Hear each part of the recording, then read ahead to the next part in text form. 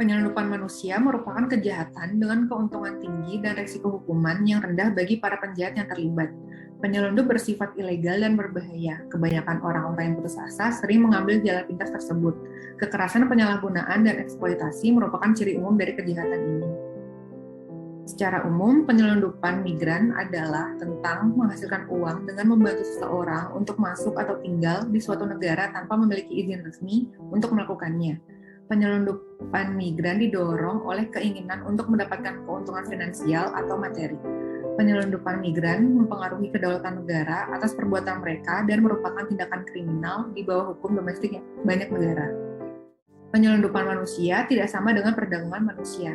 Meskipun seringkali terjadi secara bersamaan, terdapat perbedaan antara keduanya, yaitu yang pertama, dalam kasus penyelundupan manusia, para imigran memilih sendiri untuk diselundupkan di dalam suatu wilayah.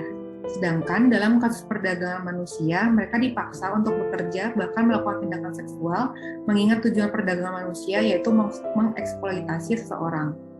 Yang kedua, dalam kasus penyelundupan manusia selalu melewati perbatasan ke negara lain, sedangkan perdagangan manusia dapat terjadi di dalam suatu negara.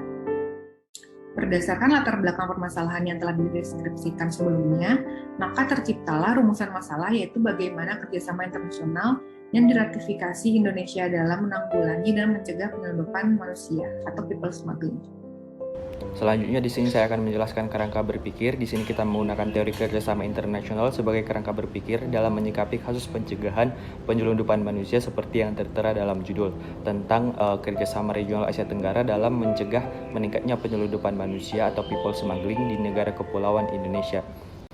Menurut Kaji Halsey, kerjasama internasional dapat didefinisikan sebagai berikut. Yang pertama, pandangan bahwa dua atau lebih kepentingan, nilai atau tujuan saling bertemu dan dapat menghasilkan sesuatu, dipromosikan atau dipenuhi oleh semua pihak sekaligus. Yang kedua, pandangan dari suatu negara bahwa kebijakan yang diputuskan oleh negara-negara lainnya akan membantu negara itu untuk mencapai kepentingan dan nilai-nilainya. Yang ketiga, persetujuan atau masalah-masalah tertentu antara dua negara atau lebih dalam rangka memanfaatkan persamaan kepentingan ataupun benturan kepentingan. Yang keempat, aturan resmi atau tidak resmi mengenai transaksi di masa depan yang dilakukan untuk melaksanakan persetujuan. Yang kelima, transaksi antar negara untuk memenuhi persetujuan mereka. Faktor yang menyebabkan peningkatan kasus penyelundupan manusia di Indonesia setiap tahunnya yaitu kondisi geografis Indonesia sebagai negara kepulauan yang memiliki banyak pulau kecil yang berada dekat dengan negara lain. Selain itu, ketidaktahuan masyarakat setempat akan kejahatan penyelundupan manusia serta adanya kebutuhan ekonomi juga menjadi faktor penyebab peningkatan kasus penyelundupan manusia. Masyarakat setempat terlibat dalam penampungan sementara dan menyeberangkan para imigran tersebut dengan diberi imbalan.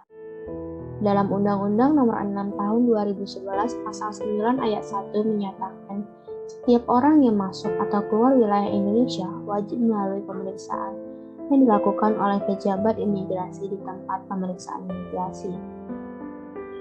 Pola imigrasi ilegal yang terjadi di Indonesia, khususnya di pulau-pulau perbatasan Indonesia, pada akhirnya berimplikasi pada munculnya masalah keamanan berupa aksi-aksi kejahatan yang melintasi batas negara atau transnational crime. Juga kejahatan yang terorganisir atau transnational organized crime. Pada bagian 4 tentang kerjasama internasional tingkat regional ASEAN, adanya kasus penyelundupan manusia menuntut terbentuknya aktif yang merupakan suatu instrumen hukum regional yang berlaku bagi negara-negara ASEAN serta mengatur mengenai pemberantasan permasalahan penyelundupan manusia, perdagangan manusia, dan lain sebagainya. Aktif mengatur mengenai mekanisme kooperasi dan kerjasama antar negara anggota ASEAN di bawah ambit pertemuan Menteri ASEAN tentang kejahatan transnasional, rencana aksi ASEAN dalam memerangi kejahatan transnasional yang berfungsi sebagai panduan kebijakan untuk mempromosikan kerjasama dalam menangani penyelundupan manusia dan perdagangan orang. Dalam meningkatkan upaya kolektif ASEAN dalam memerangi penyelundupan manusia, pertemuan pejabat senior tentang kejahatan transnasional transnasional terus mempromosikan pertukaran informasi, termasuk praktik terbaik, hukum dan peraturan serta pembangunan kesadaran publik dan promosi kerjasama dengan mitra eksternal sebagaimana dimaksud dalam program kerja pertemuan pejabat senior tentang kejahatan transnasional untuk mengimplementasikan rencana aksi ASEAN dalam memerangi kejahatan transnasional.